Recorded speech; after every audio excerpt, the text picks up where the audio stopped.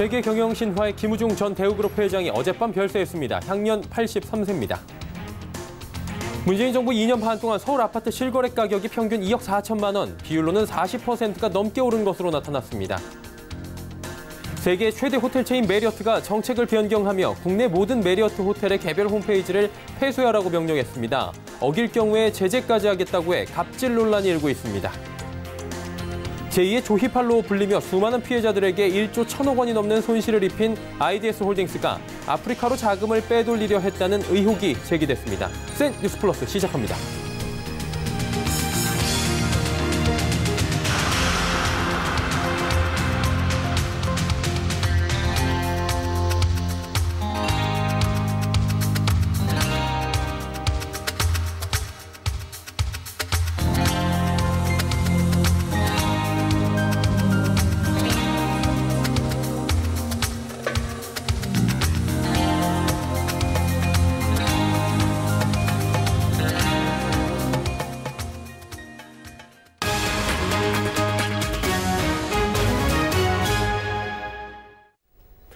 시청자 여러분 안녕하십니까. 센 뉴스 플러스 서정덕입니다.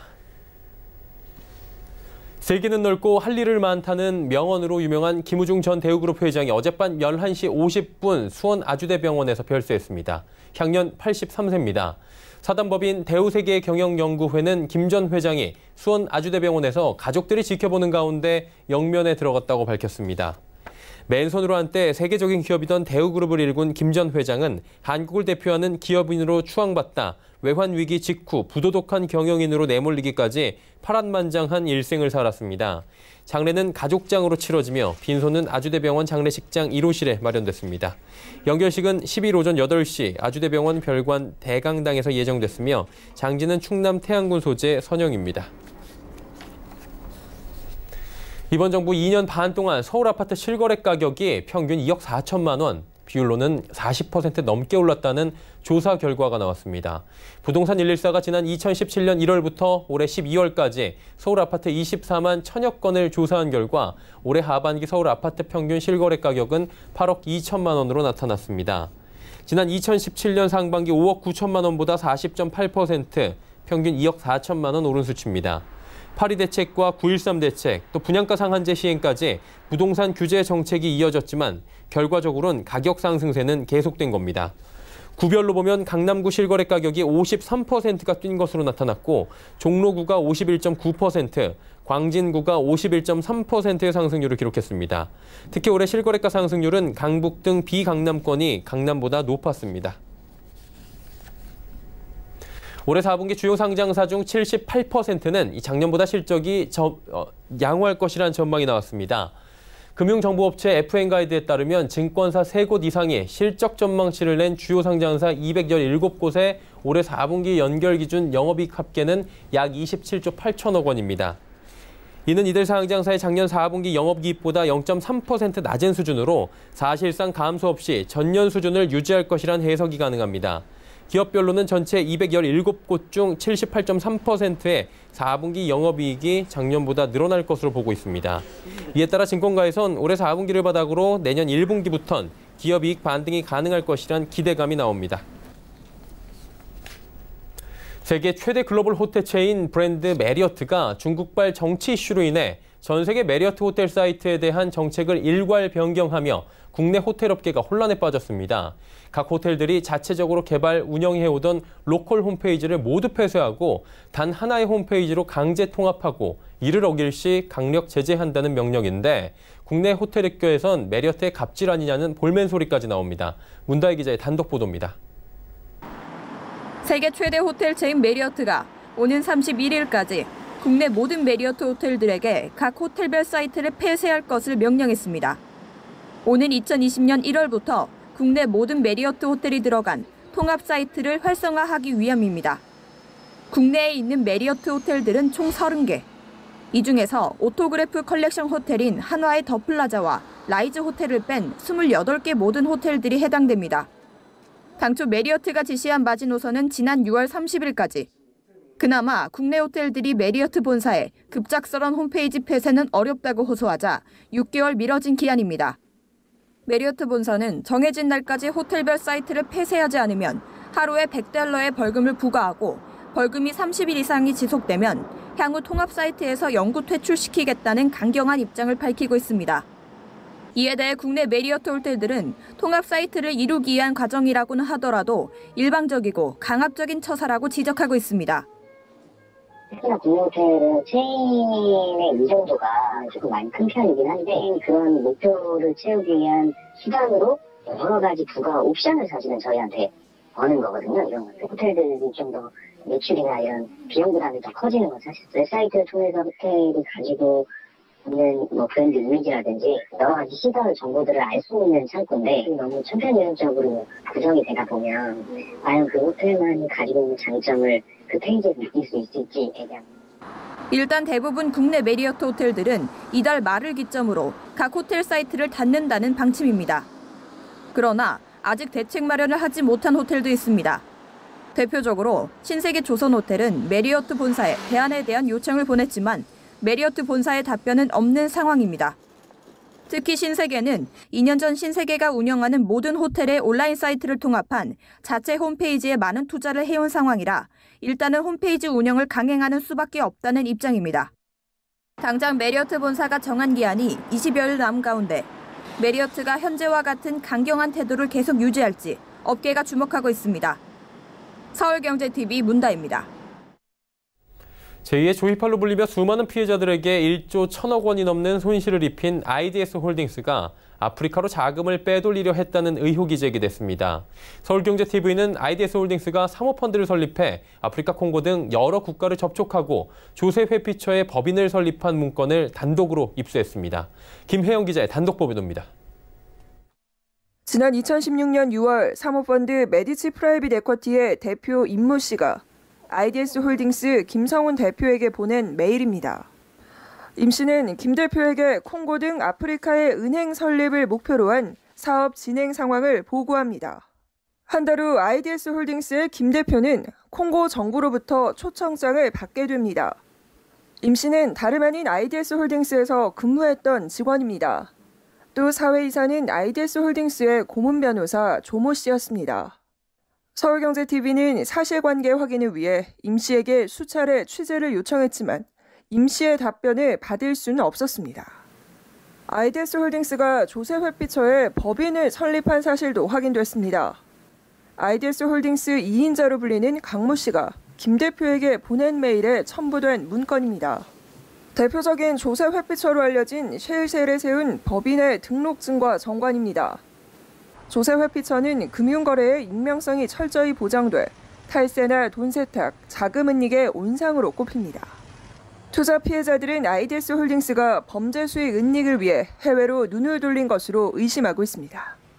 이야기 듣고 저도 현장에 가봤어요. 홍콩 쪽에. 홍콩에 돈이 많이 있다고 이야기했고, 걱정하고 또 아프리카 몽골 쪽에도 상당한 금액이 지금 언급돼 있다고. 결론적으로는 국내에 돈을 다 모아가지고 돈을 다 빠져나간 거라고 일단 추정되고 있습니다.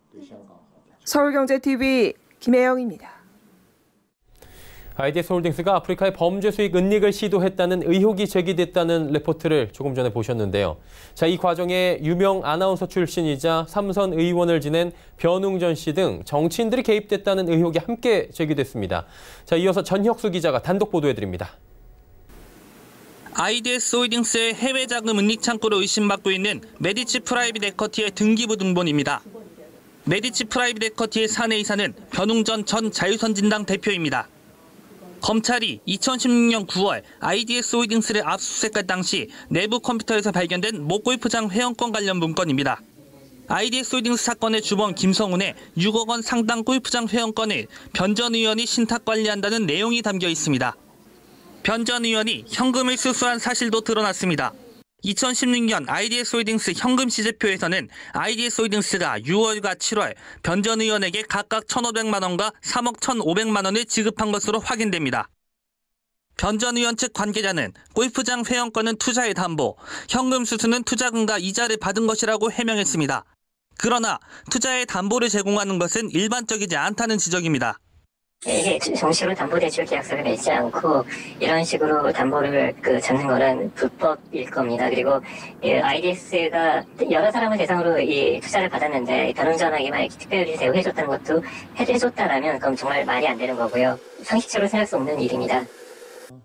또한 경대수 자유한국당 의원의 보좌관이었던 조모 변호사는 메디치 프라이빗 에쿼티의 사회이사였습니다. 조 변호사는 IDS 홀딩스의 고문 변호사로 활동하면서 사기 피해자들에게 무죄 취지에 관여를 해 피해를 더 키웠다는 비판을 받고 있는 인물입니다. 서울경제TV 전혁수입니다.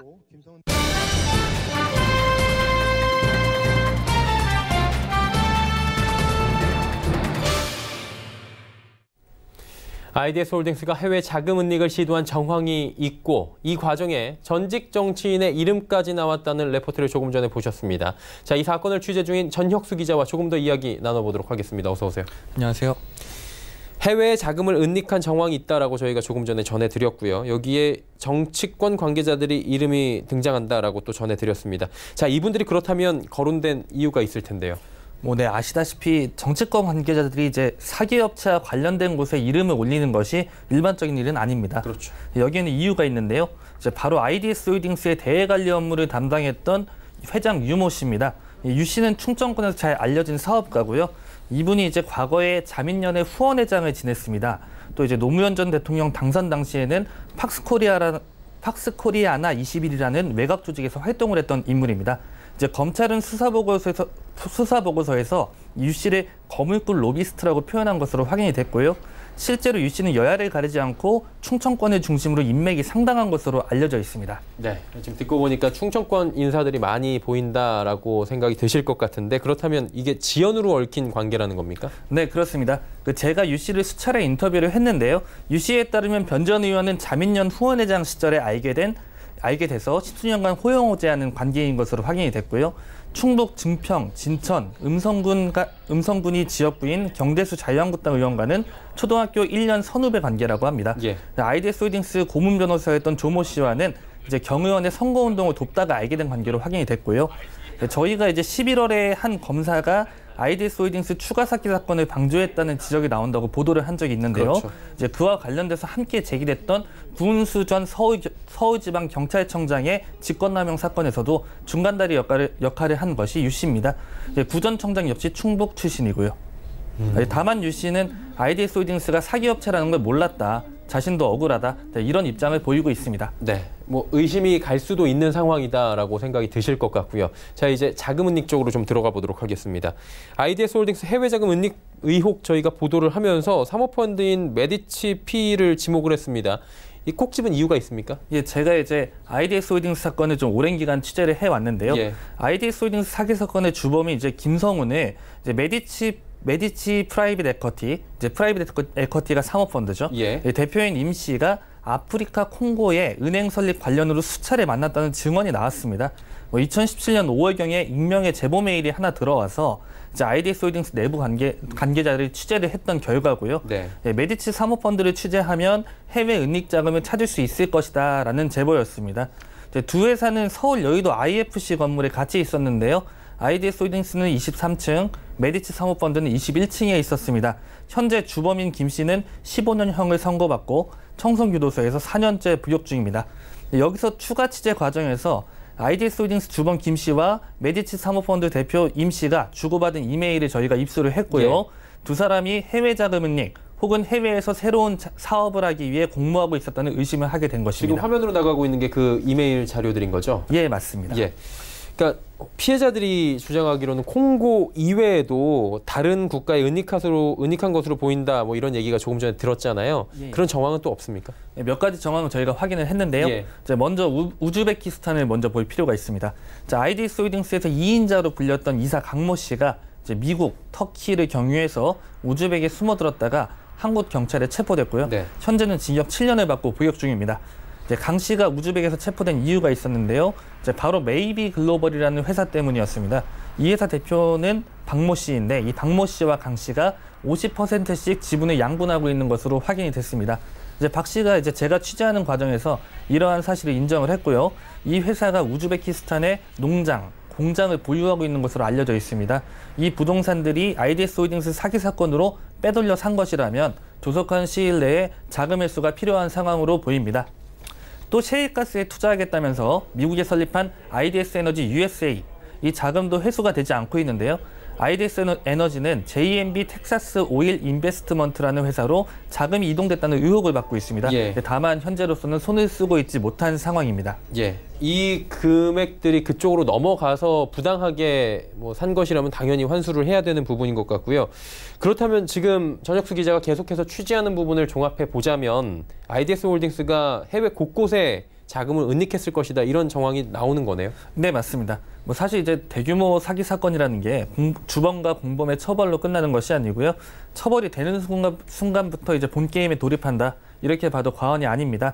피해자들이 최대한 피해 회복을 해야 되기 때문인데요. 예. 최근에 이제 윤석열 검찰총장이 IDS 홀딩스 사건을 서울중앙지검에서 직접 수사하라, 이렇게 지시를 했거든요. 그래서 IDS 홀딩스 피해자들은 윤 총장이 수사 의지를 보인 만큼 상당 부분 피해 회복이 이뤄질 것으로 기대하고 있습니다. 예, 그리고 듣기로는 해외 은닉을 했다라는 부분 외에도 특이한 점이 또 있었다고 하더라고요. 네, 특정 종교단체가 지속적으로 언급됐다는 특이점이 있었습니다. 예. 2016년 6월에 임 씨가 김 대표에게 보낸 이메일에 첨부된 아프리카 보고서를 보시면요, About T라는 부분이 등장을 합니다.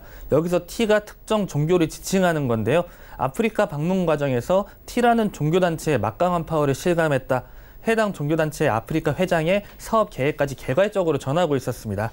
특히 이제 IDS 홀딩스 관련 사건 검찰 수사 자료에서 이 종교단체가 운영하는 언론사의 전직 편집국장이 사모펀드 계획서를 요구하는 문자 메시지를 보낸 것으로 확인이 됐습니다. 이 문자 메시지가 2015년 10월 8일 이 메디치 프라이빗 에쿼티가 설립 등기가 된 것이 2015년 11월 4일입니다. 여기에 이제 동일한 종교단체가 등장하기 때문에 이 종교단체가 연루된 것이 아닌지 합리적인 의심을 해볼 수 있는 상황인 것으로 보고 있습니다. 예, 알겠습니다.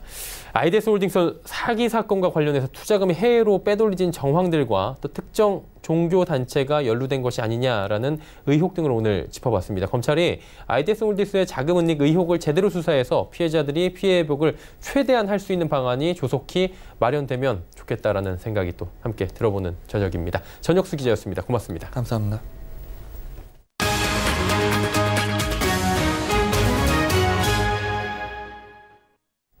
사무실하면 지정된 책상과 딱딱한 의자에 앉아 업무를 보는 획일화된 모습을 떠올리실 텐데요. SK가 일하는 방식 혁신의 일환으로 개방적인 분위기의 공유 오피스를 도입했다고 합니다. 약 1년간의 공사를 거쳐 지난 10월 완공됐다고 하는데 직원들의 평가는 어떨까요? 정세미 기자가 다녀왔습니다. 자리 사이에 칸막이가 사라졌습니다. 딱딱하던 휴식 공간 대신 도서관과 VR존 등 다양한 형태의 쉴 곳이 마련됐습니다. 서울시 종로구에 자리한 SK 서린사옥의 내부 풍경입니다. 지난해 9월 일하는 방식 혁신의 일환으로 SK 이노베이션이 도입한 공유 오피스로 지난 10월 완공됐습니다.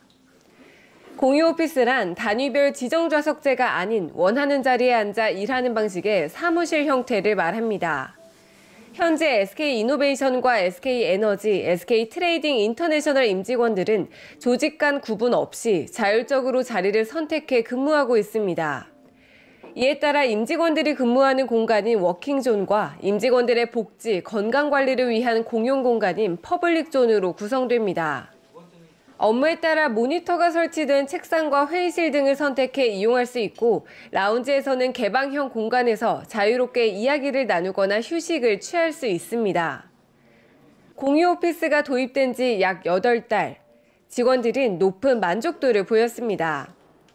도입 초기 우려됐던 업무 전화 관리나 개인 짐 보관 등의 문제는 사내 앱을 통해 해결했습니다. 이제 어플로 자리 예약을 하고 이제 들어와서 이제 일을 하게 되는데요. 좀 개인적으로 이제 능률적으로 시간을 좀 쓸 수 있는 것 같습니다. 이 업무에 집중할 때는 집중하고 머리가 아프면 뭐 잠시 이제 좀 걸어 다니고 뭐 이곳저곳 다른 시설들을 이용하면서 좀 머리를 식힌 다음에 업무를 하면은 좀 업무적으로도 많이 효율적인 것 같고요. 자유로운 소통과 협업을 바탕으로 한 공유 오피스가 기업 문화의 근본적 변화를 이끌어낼지 주목됩니다. 서울경제TV 정세미입니다. 어릴 적 빨간 돼지 저금통에 100원씩 또 500원씩 모았던 기억 다들 있으실 겁니다. 카카오뱅크가 26주 적금과 모임 통장에 이어 새로운 상품으로 카카오뱅크 저금통을 출시했다고 하는데 저축을 하는 과정이 마치 게임을 하는 것처럼 재밌어진다고 합니다. 고현정 기자가 전해드립니다.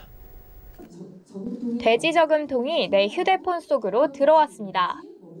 앱을 켜지 않아도 1원에서 999원까지 1,000원 미만의 잔돈을 매일 자동으로 저금할 수 있고 실제 저금통처럼 모인 돈을 꺼낼 때는 전액을 꺼내야 합니다. 오늘 밤 자정에 계좌 잔고가 57,950원이었다면 다음 날 오전 950원이 저금통으로 자동 이체되는 방식입니다. 저축한 돈은 최대 10만 원이며 언제 출금하더라도 연 2%의 금리가 적용됩니다. 또 안이 안 보이는 실제 저금통처럼 저축된 금액을 그때그때 확인할 수 없고 아메리카노부터 영화관 팝콘 세트, 제주도 항공권 등 제시되는 아이템으로 추측해 볼 수만 있습니다. 정확한 금액은 한 달에 한 번, 매월 5일에만 활성화되는 엿보기 기능을 통해서만 알 수 있습니다. 한국카카오은행은 오늘 카카오뱅크 저금통 출시 기자간담회를 열고 저축이 어려웠던 이유에 착안해 저축 과정의 재미를 극대화한 상품이라고 소개했습니다. 기존 소액 저축 상품들이 결과에 초점이 맞추어져 있다면 저희는 과정에서도 재미를 느낄 수 있도록 고민을 하였습니다. 엿보기라던가 금액대를 아이템으로 보여줄 수 있는 그런 지점들은 고객들에게 상품 자체를 재미있고 친근하게 다가설 수 있도록. 카카오뱅크 측은 기존 금융을 새롭게 해석하는 카카오뱅크의 전략이 그대로 이어진 결과라며 내년 상반기 중 새로운 모으기 규칙을 추가하는 등 서비스를 꾸준히 업그레이드할 계획이라고 덧붙였습니다. 저금통이 그동안의 카카오뱅크 인기 상품인 26주 적금과 모임 통장의 뒤를 이어 세 번째 흥행을 이어갈 수 있을지 주목됩니다. 서울경제TV 고현정입니다. 인공지능 플랫폼 개발 전문 기업 R&D이 언어 장벽 없는 전 세계 한류 팬덤 통합 플랫폼을 출시하겠다는 계획을 밝혔습니다. R&D는 최근 사업 설명회를 열고 자체 개발 중인 한류 팬덤 전문 플랫폼 FNS에 대해 소개했습니다. FNS는 1억여 명에 이르는 글로벌 한류 팬을 대상으로 개발 중인 플랫폼으로 AI를 적용해 21개국 언어의 실시간 호환을 지원하는 것이 특징입니다. 블록체인을 활용해 플랫폼 수익을 현물로 교환할 수 있는 코인 형태로 사용자에게 환원한다는 점도 FNS의 경쟁력으로 꼽힙니다. FNS 플랫폼은 내년 3월 시범 서비스에 돌입할 전망입니다.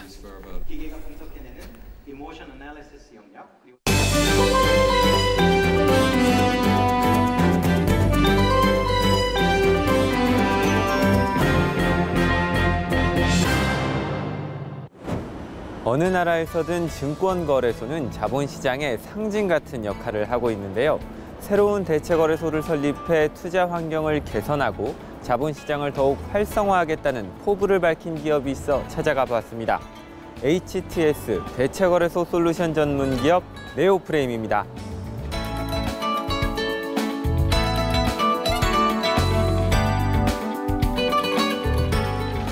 대체거래소란 우리나라의 한국거래소 같은 정규 증권거래소 외에 주식 매매 체결을 할 수 있는 기관을 말합니다. 자체적으로 매매 체결 기준을 설정할 수 있지만 정규 거래소가 가진 상장 기능은 없습니다. 국내에서 민간으로는 최초로 이 대체거래소 사업에 나선다는 계획을 내놓은 기업이 바로 네오프레임입니다. 1999년에 설립한 네오프레임은 국내 홈트레이딩 시스템, 이른바 HTS 개발 전문 기업입니다. 지난 2017년부터 약 3년간 대체거래소 시스템 연구에 매진해 국내 최초로 독자적인 대체거래소 시스템을 개발했습니다.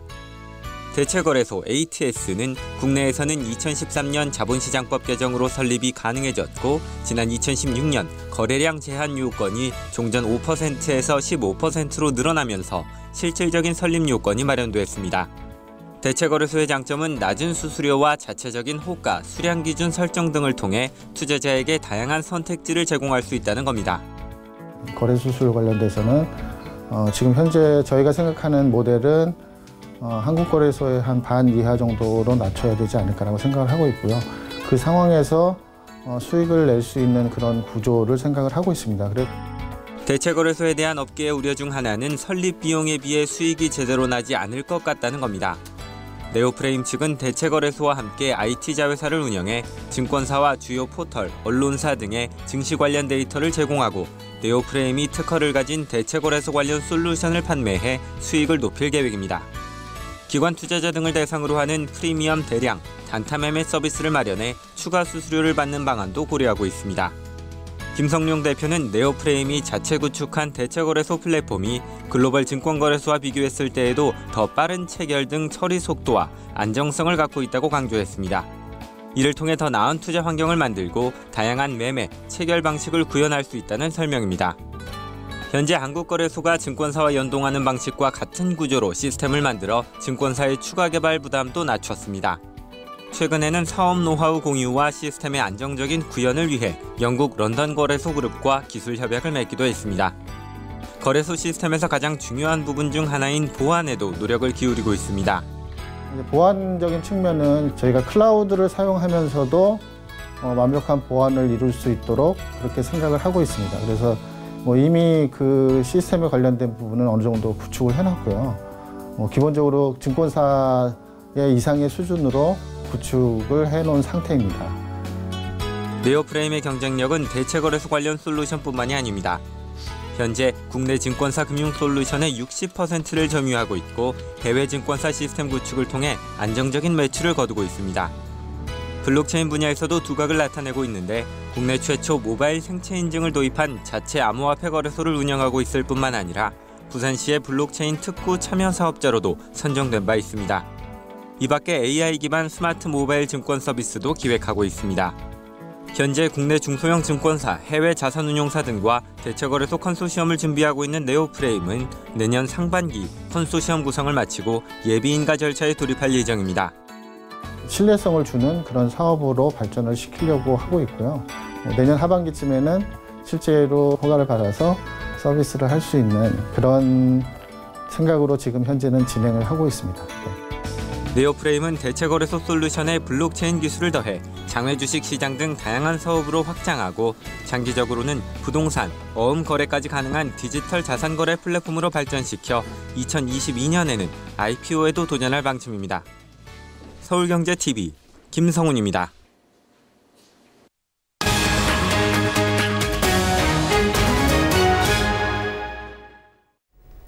르노 삼성의 파업 소식 또다시 들려오고 있습니다. 판매는 예전만 못하고 닛산 로그 위탁 생산 종료로 부산 공장 생산량 절반을 잃은 상황이죠.